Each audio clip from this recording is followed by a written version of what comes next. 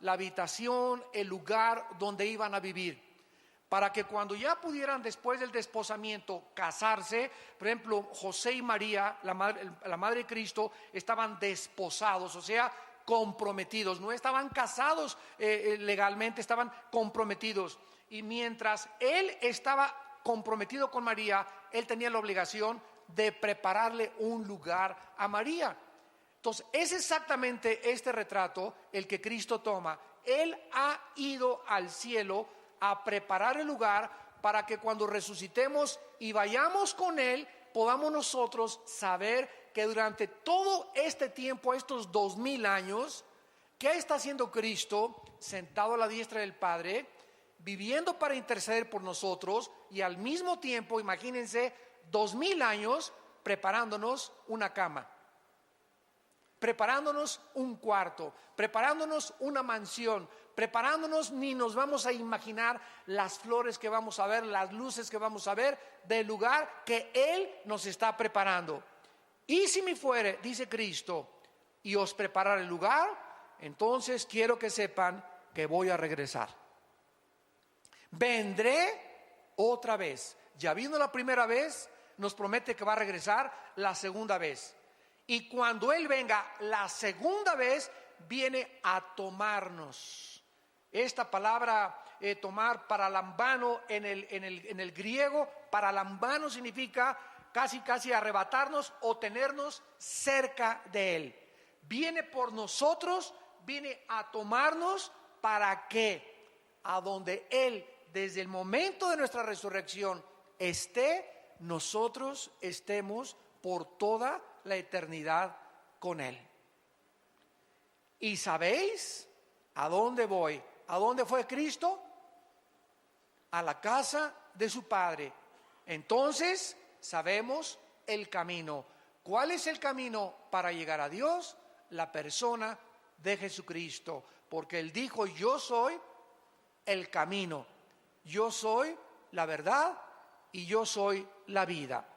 Existen miles de ateos en el mundo que creen que con la muerte se acaba la existencia del ser humano, por lo que simplemente viven para esta vida, jamás pensando en la eternidad. Los ateos dicen es que el universo es eterno, todas las cosas han estado como están y seguirán como están desde que las cosas existen, cuando los mismos principios de la primera y la segunda ley de la termodinámica, para que se lo expliques a tu maestro ateo, los principios de las leyes físicas de la termodinámica niegan que el universo pueda ser eterno. El universo tuvo un principio, dice la Biblia: en el principio Dios creó los cielos y la tierra. Y si hubo un principio, tiene que también haber un final. Las mismas leyes del universo nos muestran que el Sol está perdiendo millones de toneladas masa por segundo. Todo tiende al deterioro, todo se está descomponiendo, todo tiende a marchitarse, a descomponerse, a degradarse. Es la ley que se llama también en la física de la entropía. Entonces, las personas que no tienen la esperanza de poder volver a vivir, viven para esta vida. No tienen ninguna seguridad, no tienen ninguna esperanza, no tienen ningún destino, simplemente vivir para esta vida. Sin embargo, Dios nos mandó a Jesucristo a enseñarnos en Juan capítulo 5, versículo 28 al 29, que están muy equivocados. Que Jesucristo, que bajó del cielo, nos dice estas palabras. Juan 5, 28. No se maravillen de esto, porque vendrá hora cuando todos los que están en los sepulcros oirán su voz, y los que hicieron lo bueno saldrán a resurrección de vida, mas los que hicieron lo malo a resurrección de condenación. Vemos pues que solo hay dos lugares después de esta vida. No hay reencarnación como inventaron los filósofos, los budistas, los maometanos, los lamas de la India, del Tíbet, no hay reencarnación. No vamos a regresar a meternos a una cucaracha, ni a una vaca, ni a un chango para seguir evolucionando. Es curioso, a propósito de la reencarnación, que la filosofía de donde surgió la reencarnación, la India, sea la nación más pobre del mundo.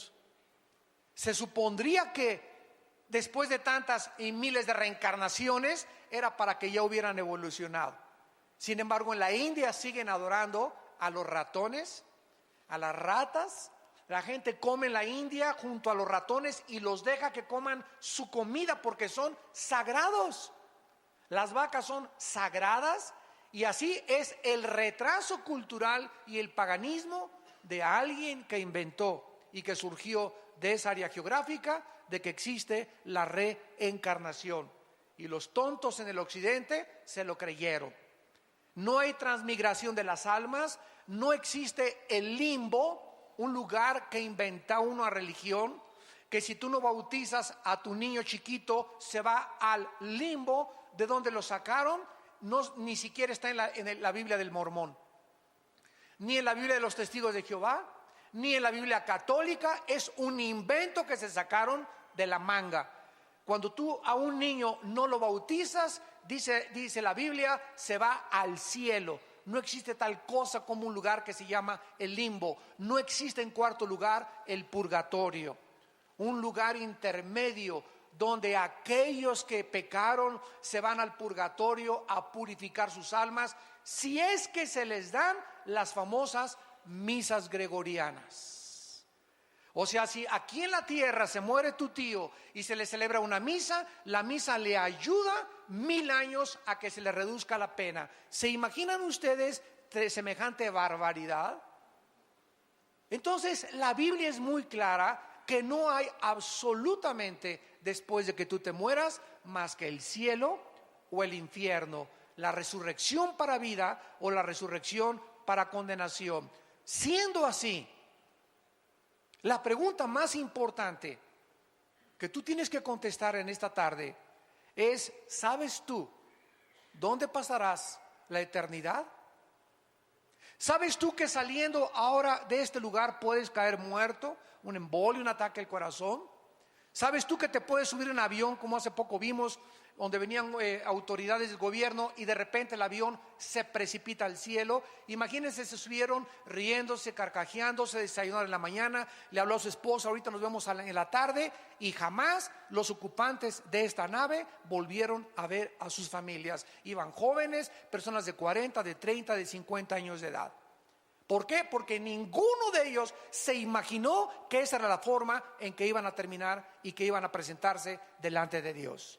Los niños se mueren, los adultos se mueren, los jóvenes se mueren, los viejitos se mueren. ¿Sabes tú que en el día de tu muerte no hay otra esperanza? ¿No hay otra oportunidad? Dios te da en este momento que tú estás oyendo este mensaje la oportunidad de arrepentirte de tus pecados y de venir a la cruz y entregarle tu vida a Jesucristo. Vamos a ver los lugares que la Biblia menciona que sí existen en el mundo invisible. En primer lugar, en el Antiguo Testamento se menciona la palabra hebrea Sheol.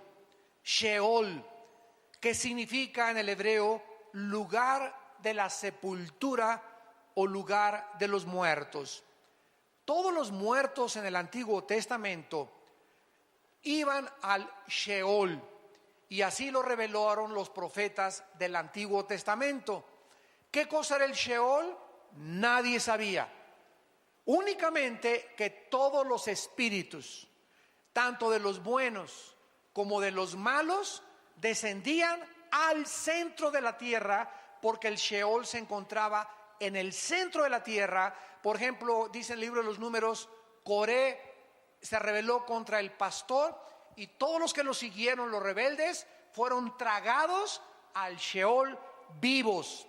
O sea, con todo y cuerpo, con todo y anillo de casado, con todo y la corbata, cayeron y se fueron directamente al Sheol, al centro de la tierra.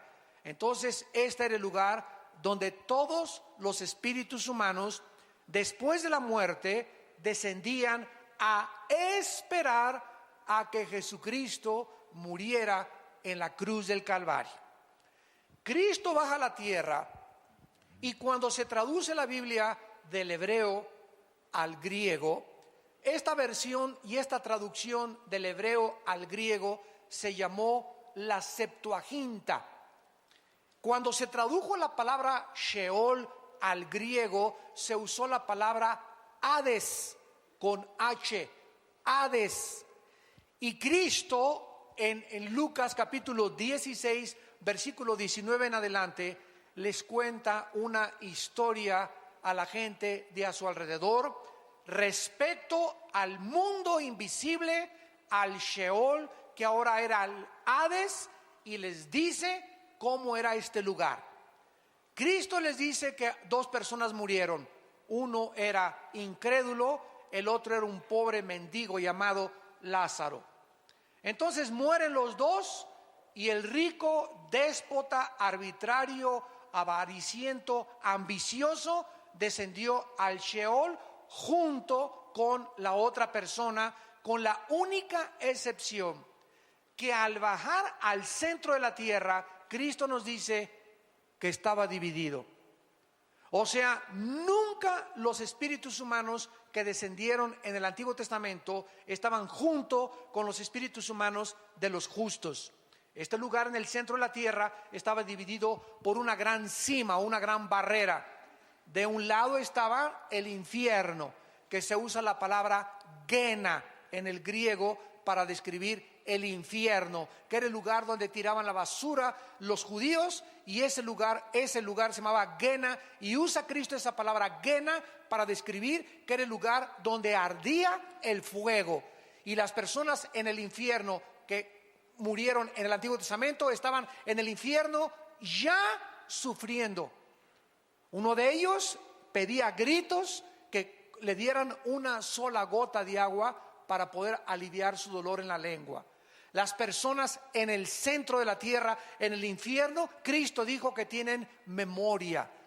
En esta historia, esta persona le grita y le dice: Padre Abraham, yo tengo muchos familiares allá en Metepec, allá en Lerma, por favor vayan y díganles que es verdad que existe el infierno, que no vayan cuando se mueran a caer a este lugar, de lo burlón que yo fui, de lo parrandero, borracho y jugador y mentiroso que yo fui. No quiero que vengan mis familiares a este lugar.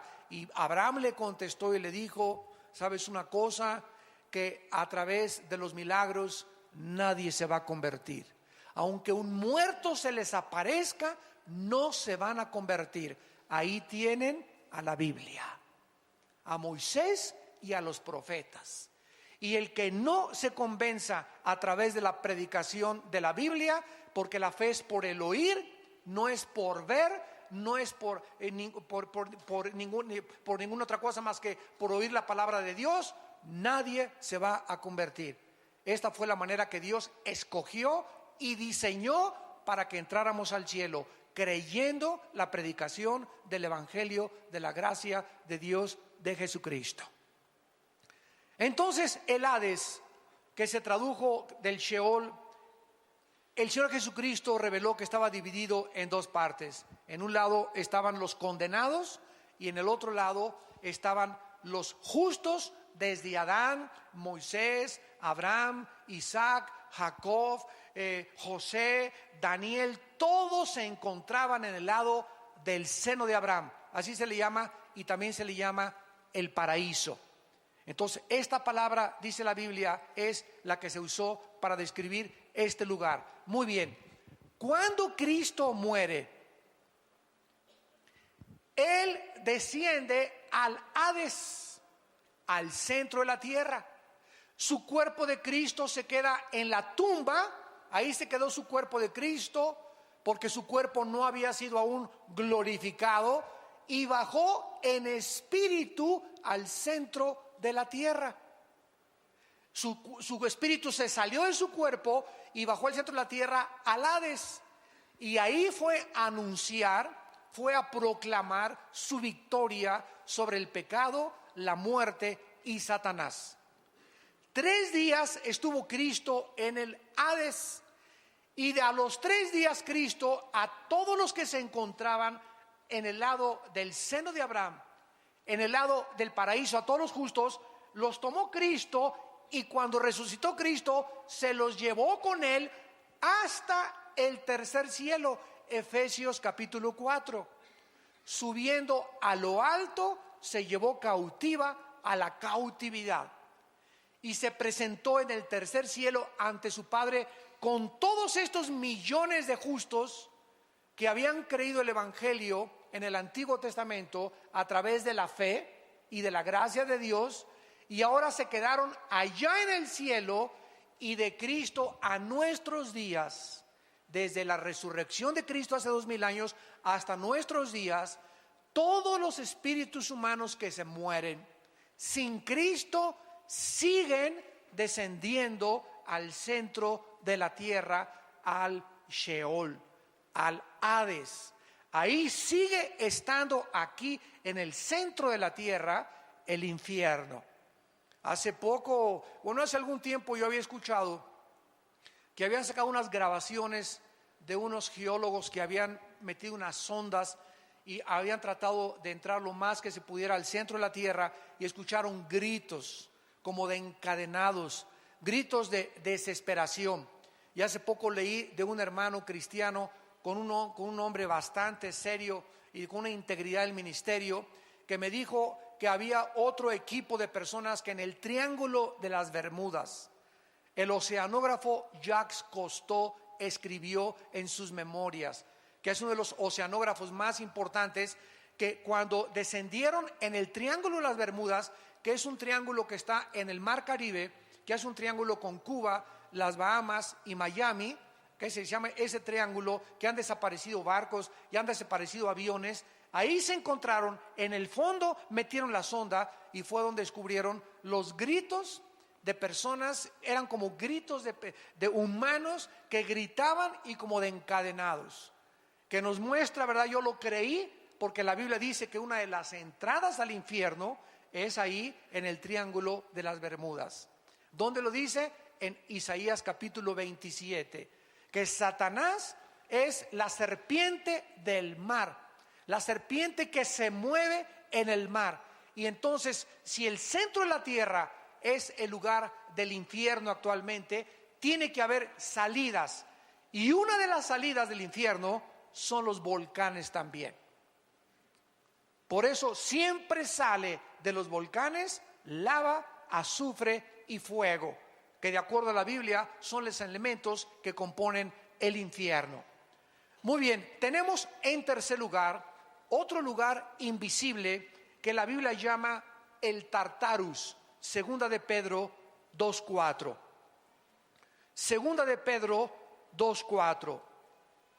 Veamos todos estos lugares importantes, invisibles, donde se encuentran ángeles o demonios o espíritus humanos. Y antes de ver esta palabra en segunda de Pedro capítulo 2, quiero recordarles lo siguiente. En el infierno, en el centro de la tierra, no se encuentra Satanás, ni tampoco ningún demonio.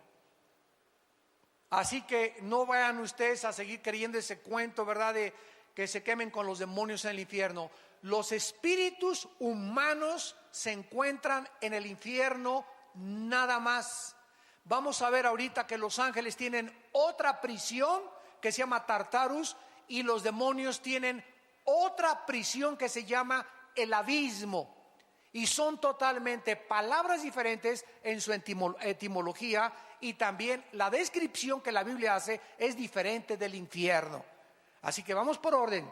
En el infierno ahorita no hay más que espíritus humanos. A lo mejor ahí está tu tío o tu abuelo o tu padrastro o tu papá o tu exesposo o tu exesposa o algún hijo tuyo que se murió sin Cristo, yo no sé, pero solo se encuentran ahí espíritus humanos. El Tartarus en segunda de Pedro capítulo 2 versículo 4 se tradujo infierno de una forma equivocada, porque si Dios no perdonó a los ángeles que pecaron, sino que arrojándolos al Tartarus. Y los traductores lo pusieron como infierno, cuando la única palabra que se traduce infierno es el Gena. ¿Cómo sabemos esto? Lo vamos a ver adelante. Dios no perdonó a los ángeles que pecaron, los arrojó al Tartarus, así dice el original griego. Y vean lo que dice: a prisiones de oscuridad para ser reservados al juicio. ¿A qué ángeles se refiere el apóstol Pedro? Porque cuando Satanás se rebeló y encabezó la rebelión, se llevó a la tercera parte de los ángeles. Entonces tenemos en el universo una tercera parte de ángeles. Los ángeles no son demonios.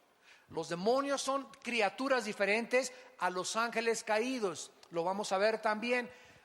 Satanás se rebela y se lleva a la tercera parte de los ángeles. Se quedan del lado de Dios 2/3 partes. Entonces hay una tercera parte contra 2/3 partes en el universo de ángeles malos contra ángeles buenos. Entonces superamos los ángeles de Dios a las huestes de Satanás. Gracias a Dios, son más ángeles que se quedaron con Dios que los ángeles que se rebelaron. Cuando Satanás se rebeló contra Dios y se llevó a la tercera parte de los ángeles, se partió el corazón de Dios. Pero Dios les había dado el libre albedrío, como te lo dio a ti, como me lo dio a mí. No podía decirles: no, por favor, no se vayan, quédense con nosotros. Él no podía hacer eso, porque somos responsables de nuestras decisiones y de las consecuencias de las decisiones que hacemos. Y desde entonces, desde esa rebelión, surgió la rebelión en el mundo. Y así cualquier persona que se rebela contra la autoridad le parte el corazón de Dios. Y los rebeldes que siguen al rebelde son infectados exactamente de la misma forma del que encabezó la rebelión. Y eso le parte el corazón de Dios, y no hay perdón hasta que esas personas regresan arrepentidas y se someten otra vez a la autoridad. Mientras no haya este arrepentimiento y este regreso a la sumisión a la autoridad, no puede haber perdón. Porque el que encubre sus pecados no prosperará, mas el que los confiesa y se aparta y deja el camino de la rebelión, alcanzará la misericordia. Esto no quiere decir tampoco que a los rebeldes les vaya bien o les vaya mal inmediatamente. Hay muchos rebeldes que prosperan, como Esaú, como Judas, que Dios los deja que vayan y que vayan y que vayan y que vayan. Cuando de repente menos lo esperan, ¿verdad?, cae el juicio de Dios. Pero el hombre no puede ser engañado. Lo que nosotros sembramos tenemos que recoger. Veamos pues este lugar de los ángeles que pecaron y no son los que cayeron con Satanás. Porque si todos los ángeles estuvieran ya en las prisiones, Apocalipsis 12 dice que en la última guerra final peleará Miguel y sus ángeles contra Satanás, el dragón, y sus ángeles. Entonces, de esa tercera parte que se rebeló contra Dios, hay otro grupo de ángeles que después de esa rebelión pecaron otra vez contra Dios, pero de una forma todavía mucho más grave, donde Dios los tuvo que sacar del espacio y meternos a este lugar que se llama el Tartarus, para que esperaran el juicio. Y estos ángeles son los ángeles de Génesis capítulo 6, que son los que vieron mujeres humanas y de alguna forma se mezclaron con las mujeres humanas. No sabemos qué tipo de mezcla hubo. Lo único que sabemos ahora, a la luz de la ciencia y de la genética, es que Satanás y los ángeles y los demonios tienen un conocimiento de la genética humana sobrenatural. Estos ángeles en Génesis 6 pervirtieron la genética humana. ¿Cómo lo sabemos? Porque versículos más adelante, versículo 4 y 5 de Génesis 6, nacieron de repente gigantes de 4 o 5 metros de estatura y eran deformes. Estos no los creó Dios. Hubo una deformación genética donde estos gigantes medían 4 o 5 metros y tenían 12 dedos en las manos y tenían 12 dedos en los pies, de acuerdo a 2 de Samuel capítulo 21. Y estos gigantes son los que se pusieron en la frontera cuando Dios iba a introducir a su pueblo a Canaán. Se pusieron en la frontera y espantaron a los israelitas para que no entraran a la tierra de Canaán. Y cuando mandó Moisés 2 espías para poder entrar a Canaán, regresaron los espías. Oye, Moisés, increíble, son gente que parecemos langostas comparados con ellos. En el hebreo se usa la palabra refaitas, que se tradujo gigantes porque venían de Rafá, otra de las tribus que poblaron Canaán. Casi todo Canaán eran gigantes. Los somsomeos, los rafaitas, bueno, todo estaba poblado casi de gigantes, y esto fue lo que espantó al pueblo de Dios. Son demasiados gigantes, no podemos con ellos. Cuando más adelante, ¿se acuerdan ustedes de David? Un muchacho que cantaba a Dios, santo, santo, alabado sea el Señor, con su arpa, y de repente le dice a su papá David: oye, ve al campo de batalla, porque todos están paralizados por el temor, nadie quiere moverse, porque hay un gigante llamado Goliat, que ha retado al ejército de Saúl y les ha dicho: a ver quién en 40 días les doy para que me presenten a un guerrero, y si él me vence, y nosotros nos rendimos a ustedes, y si no, ustedes serán esclavos de nosotros. Y nadie, ni el rey Saúl ni los guerreros de Saúl, estaban espantados, nadie quería enfrentarse con Goliat. Y cuando David entra al campamento y oye al gigante retando al pueblo de Dios, gritando, insultando al pueblo de Dios, blasfemando al pueblo de Dios y al Dios de los ejércitos, le da la comida a sus hermanos y se presenta con Saúl y le dice: Saúl, déjame ir a pelear contra ese incircunciso filisteo, hijo de María Bonita, que vas a ver lo que le va a pasar. Sí, cómo no, David, bueno, ya ahorita recurrimos a ti como última esperanza, pero ponte tu armadura. No, qué armadura ni qué nada. Yo no necesito ninguna cosa humana. Este pleito es espiritual. Este pleito no es de lanza contra nada. Señor, tú en el pasado los osos querían a tus ovejitas morderlas, y yo agarré la onda y maté al oso y maté al león. A esta onda, que la sé mejor manejar que la espada y que la lanza, va a ser contra ese incircunciso.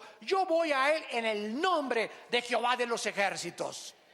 Y David se enfrenta a Goliat y le clava la piedra exactamente en el lugar vulnerable que tenía y que no lo tenía protegido. Desde entonces todos los cascos militares los hicieron así, protegiéndoles la frente. Y eso es verdad, ¿eh?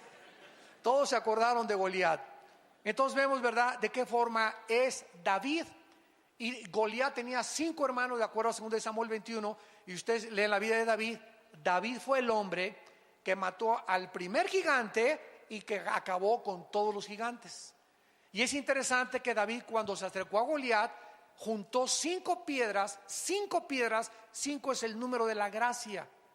En otras palabras, cuando David se enfrentó a gigante, dijo esto cuando metió las 5 piedras: si me salen los 4 hermanitos, a los 4 me los echo también. Fue profética la batalla entre Goliat y David. Los gigantes habitaron durante 1000 años, de acuerdo a la Biblia. 1000 años poblaron el planeta Tierra los gigantes. ¿Quién cargó las pirámides de Egipto? Que pesan 2,5, 6 y 8 toneladas cada una. ¿Quién pudo haber puesto las pirámides que están orientadas a los signos del zodíaco en el cielo? Tanto las pirámides de Egipto como las pirámides de Teotihuacán y las de los mayas están orientadas, y cuando sale el sol tienen el equinoccio perfecto de acuerdo a la astronomía. ¿Quién les reveló? Escuchen esto: no existe ningún historiador, ningún paleontólogo, arqueólogo que nos pueda decir quién construyó las pirámides, ni la edad de Keops, Kefren y Miserino. las principales pirámides de Gizá. ¿Por qué? Porque no se sabe quién las construyó ni cómo las construyeron. Las personas que las hayan construido, cómo cargaron una piedra de 2,5 toneladas y la llevaron. Bueno, han hecho, ¿verdad?, experimentos con troncos, poniendo las piedras. ¿De dónde las trajeron? ¿Cómo es posible que la piedra caliza que tiene las pirámides no se haya, es como un impermeabilizante increíble que le pusieron? Pero lo que más ha impresionado a los científicos, que permanece como uno de los misterios de la historia humana, es que ¿quién les reveló a los que construyeron las pirámides de Egipto? Escuchen, estamos hablando de hace más de 10,000 años. De hace más de 10,000 años. Pues no que veníamos de los cavernarios, no que el cavernario Galindo fue el primer cavernario, no que el hombre Piltdown, que el hombre Cromañón, y que fuimos evolucionando. Oigan, estamos hablando que hace 10,000 años las personas que construyeron las pirámides, igual que los mayas, tenían un conocimiento mucho más grande de la astronomía y de las matemáticas que en el siglo XXI. ¿Quién les reveló ese conocimiento astronómico? No tenían telescopios. ¿Quién les reveló ese conocimiento de los signos del zodiaco y de la orientación de los signos del zodiaco hacia el espacio? La Biblia nos muestra, ¿verdad?, que hubo influencia de esos gigantes, y esos gigantes tenían conocimiento satánico. Y no hay ninguna otra explicación de la historia más que la Biblia y el tiempo que estos gigantes habitaron y poblaron la tierra por 1000 años. Solo ellos pudieron haber cargado esas piedras. Y lo más interesante es que los gigantes se están encontrando en ruinas arqueológicas en Sudamérica, en Asia, en África. Se están encontrando esqueletos de gigantes, o sea, habitaron toda la tierra. Y habitaron antes del diluvio y después del diluvio. Veamos pues que estos ángeles que se mezclaron en Génesis 6 con las mujeres fueron lanzados al Tartarus, y nos lo confirma el libro de Judas, que está antes de Apocalipsis. ¿Están aprendiendo algo? Más les vale. En Judas, para que no sigas con el Calimán, telenovelas, que el gurú me dijo. Háganme el favor nada más, Walter Mercado, tu padrino. Tenemos la Biblia, la palabra profética más segura, a la cual haríamos bien en estar atentos, que nos descubre todos los misterios de la historia y los misterios de la humanidad. Si creen en Dios, crean también en mí, dijo Cristo. Estas palabras son fieles y verdaderas. En Judas, versículo 6 y versículo 7, nos explica sin lugar a dudas qué pasó en Génesis 6 y quiénes son estos ángeles. Y dice Judas: y a los ángeles que no guardaron su dignidad, sino que abandonaron su propia morada. La palabra oiketerios, que se tradujo morada, significa sus cuerpos. Estos ángeles de Satanás tenían asignado un lugar para vivir. Tal vez las estrellas o planetas. Muchos dicen que el sol es una de las habitaciones de Satanás. Pero estos ángeles abandonaron el lugar que Dios les asignó, cruzaron, transgredieron sus habitaciones y se metieron y bajaron al planeta Tierra hace miles de años. Abandonaron su lugar donde deberían vivir. A estos ángeles que dejaron sus habitaciones, Dios los ha guardado bajo oscuridad, en prisiones eternas para el juicio del gran día. Y estas prisiones se llaman el Tartarus, donde Pedro nos dice que son los ángeles que pecaron y que Dios los mandó al Tartarus. Es la única prisión que la Biblia describe de los ángeles. Y dice el versículo 7, para quitarnos cualquier duda: que estos ángeles, que son el sujeto de este contexto, como Sodoma y Gomorra, o sea, se comparan a estos ángeles con los habitantes de Sodoma y Gomorra y las ciudades vecinas, las cuales de la misma manera que aquellos. ¿Quiénes son aquellos? Los ángeles que están en el centro de nuestra discusión. Los habitantes de Sodoma y Gomorra hicieron lo mismo que estos ángeles, que hicieron, fornicaron. Fornicaron. Los ángeles pueden fornicar. Bueno, la palabra fornicar tiene varias y diferentes connotaciones. La palabra fornicar, porneia, de ahí viene la palabra pornografía, significa en la Biblia relaciones sexuales ilícitas. Dios creó el sexo y solo Dios puede determinar y autorizar dónde, cuándo y cómo podemos usar el sexo. El sexo no lo inventaron los psiquiatras, ni los psicólogos, ni los sexólogos, ni los sociólogos. Ningún ser humano tiene la autoridad de decirnos qué es el sexo y cómo debe ser usado el sexo. Así que si alguien te dice que tú eres hombre y te vistes de mujer y los sexólogos te dijeron que está bien, son unos mentirosos, porque ellos no inventaron el sexo. Si tú no naciste hombre y te ves en el espejo y tienes el órgano masculino, entonces es que eres hombre. Y si tienes una mentalidad diferente, es que tienes un tornillo flojo en la mente, porque no eres mujer, eres hombre. Y necesitas arrepentirte, cambiar tu vida y creerle a Jesucristo. Y de eso se trata. ¿A quién le creemos? ¿A los sexólogos? ¿A los psiquiatras? ¿O le creemos a la palabra de Dios? Esto es lo que significa relaciones sexuales ilícitas. Ahora, ya casados, dice la Biblia que el hombre que deja a la mujer o la mujer que deja al hombre y comete adulterio es fornicación. Relaciones con animales es fornicación.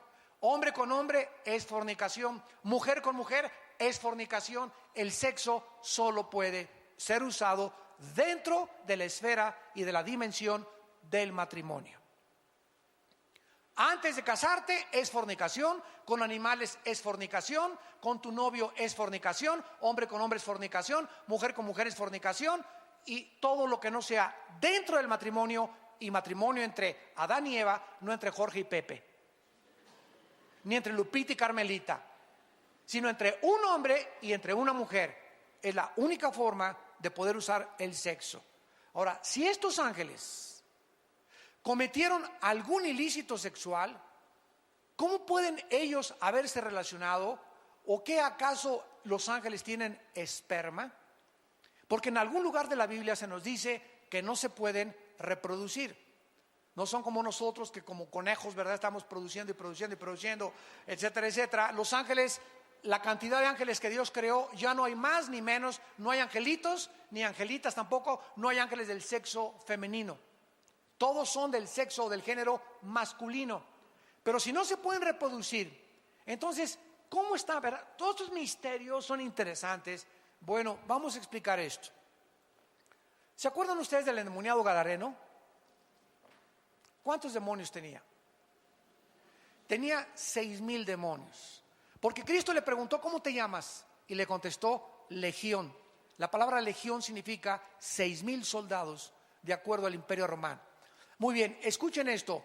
Estos demonios conocían también el cerebro y le conocen las neuronas del cerebro. Estamos hablando de hace 2,000 años, cuando ni la genética, hasta 1860, por Gregorio Mendel, fue descubierta, las leyes de la herencia. Estos demonios hace 2,000 años sabían qué neuronas del cerebro son las que controlan los ojos, los oídos, las cuerdas vocales. Todo absolutamente los demonios estaban manejando, se metieron a los controles del ser humano aquí en el cerebro y comenzaron los músculos. Tenía el gadareno fuerza como de un gigante, una fuerza que rompía las cadenas. Los demonios le dan fuerza al ser humano. ¿Por qué? Porque cuando un demonio entra al cuerpo humano, el demonio sabe cómo operan los músculos, cómo operan los ojos, cómo mover las cuerdas vocales. Hablan los endemoniados con una voz que no es la de ellos. Alteran el tono de las cuerdas vocales, los ojos. Increíblemente estamos apenas descubriendo la maravilla del ojo, de los oídos. Todo lo tienen ellos conocido desde hace miles de años. ¿Y qué es lo que están haciendo ahora los ángeles caídos y Satanás? Planeando clonaciones humanas para volver otra vez a traer a este mundo monstruos. Y comenzaron con Frankenstein en los 60s. Yo veía a Frankenstein en los 60s, era niño y no dormía en 3 días. Ahora ven a Frankenstein los niños y se echan de carcajadas enfrente de él, comparado con Godzilla y con las monstruosidades increíbles que ahora ha producido Hollywood. Ya aparece Frankenstein, Pinocho con los monstruos de ahora. Ya vas a las películas y todos son demonios, apariciones, etcétera, etcétera, porque el diablo está preparando a los niños para los monstruos que van a comenzar a surgir y las clonaciones genéticas entre animales y hombres que aparecen en Apocalipsis capítulo 9. Está preparando a nuestros hijos para que cuando aparezcan se rían enfrente de ellos y los vean como algo absolutamente normal. Muy bien, si los demonios y Satanás tienen la característica de poder conocer nuestros genes, las neuronas de nuestro cerebro, nuestro sistema nervioso, nuestro sistema muscular, etcétera, etcétera, pueden también los demonios meterse al esperma. En un esperma de los 500 millones que existen o 600 que salen en cada eyaculación de un varón, un solo esperma entra para la ovulación y para la fertilización, para que se produzca un ser humano, que se llama cigote, feto y después ya bebé. En un solo esperma de los millones microscópicos que tenemos caben más de 100,000 demonios. O por lo menos tienen la facultad de poder ir en ese esperma y alterar para que el niño que nazca con 2 cabezas, nazca con pie equinovaro, nazca con un defecto o dividido, un chivo con una cara de una cosa y cosa otra cosa, cualquier cosa que sea antinatura, que va en contra de la creación original, es de carácter demoníaco.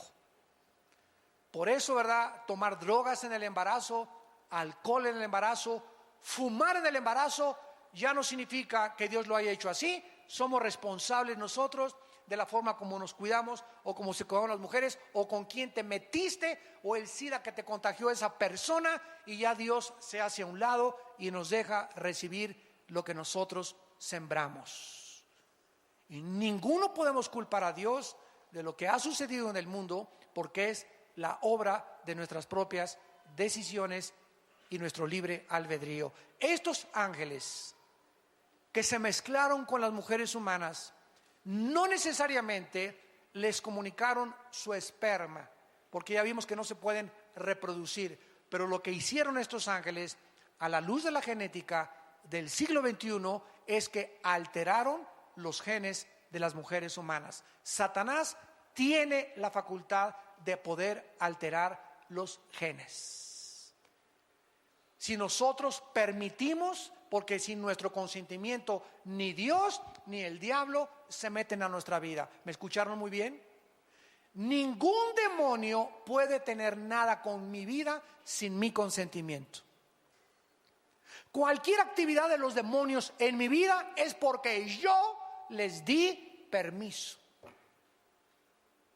Y cualquier cosa que Dios tenga con mi vida es porque yo se lo permití a Dios. Dios no viola mi libertad, ni tampoco los demonios. Esta es la característica donde el hombre decide y es responsable de cada decisión que hayas tomado en tu vida. No le eches la culpa ni a Dios, ni al diablo, ni a tu mamá, ni a la suegra, ni a tu papá que te violó, ni a tu madre, ni a tus hermanos, a nadie. La única razón por la cual tú eres como eres es porque tú has escogido ser lo que tú eres. Mi mamá fue prostituta. No tienes por seguir los pasos de tu mamá. Me crié en un hogar, Cristo te puede sanar. y es más grande la gracia que las maldiciones que heredamos. Y finalmente vemos nosotros que no solamente la Biblia nos demuestra esto, sino que nos demuestra también, gracias a Dios, que tenemos una casa intermedia cuando nosotros morimos. 2 Corintios capítulo 5, terminamos y dice la Biblia que cuando nosotros morimos, si tú mueres hoy en la noche, es muy importante este estudio. Si tú mueres hoy en la noche, amado santo que me escuchas, o santa, Santa Tomasa, o San Anselmo, si tú mueres hoy en la noche, tu espíritu y tu alma se salen de tu cuerpo y nos vamos derechito al cielo. Los ángeles de Dios vienen a recogernos. El momento en que cierras tus ojos y te desconectas de tu cuerpo y tu alma, porque el cuerpo, dice Santiago 2, no puede vivir sin el espíritu, en lo que le da vida al cuerpo es el espíritu. El momento en que el espíritu se sale, el cuerpo se muere, se diagnostica que estás muerto, te entierran, te creman, no importa lo que te hagan, te vas a la tierra y tu espíritu y tu alma se van directamente al cielo con los ángeles escoltándonos, porque para pasar el primer cielo, que está ocupado por Satanás, es territorio enemigo, necesitamos guaruras que nos escoltan para poder, y se hacen a un lado los demonios, porque van los ángeles que son más poderosos que los ángeles caídos para llevarnos a la presencia de Dios. Cuando estemos allá en el cielo, se nos va a dar un cuerpo intermedio. Si tú mueres hoy en la noche, tu espíritu y tu alma se va al cielo, mi espíritu se va al cielo, y cuando estemos ahí en el cielo, como Cristo no ha bajado todavía a resucitar a los muertos, que es cuando se nos va a dar el cuerpo glorificado, mientras estamos en el cielo, 2 Corintios 5, dice Pablo, sabemos que si nuestra morada, miren cómo le llama Pablo al cuerpo, morada terrestre. Si nuestra morada terrestre, este tabernáculo, se deshiciere, tenemos de Dios un edificio, o sea, una casa no hecha de manos, eterna en los cielos. Por esto también gemimos, deseando ser revestidos, o sea, vueltos otra vez a vestir de aquella nuestra habitación celestial. Pues así seremos hallados vestidos y no desnudos, porque asimismo los que estamos en este tabernáculo o en esta casa o en este envase, gemimos con angustia porque no quisiéramos ser desnudados. Nadie quiere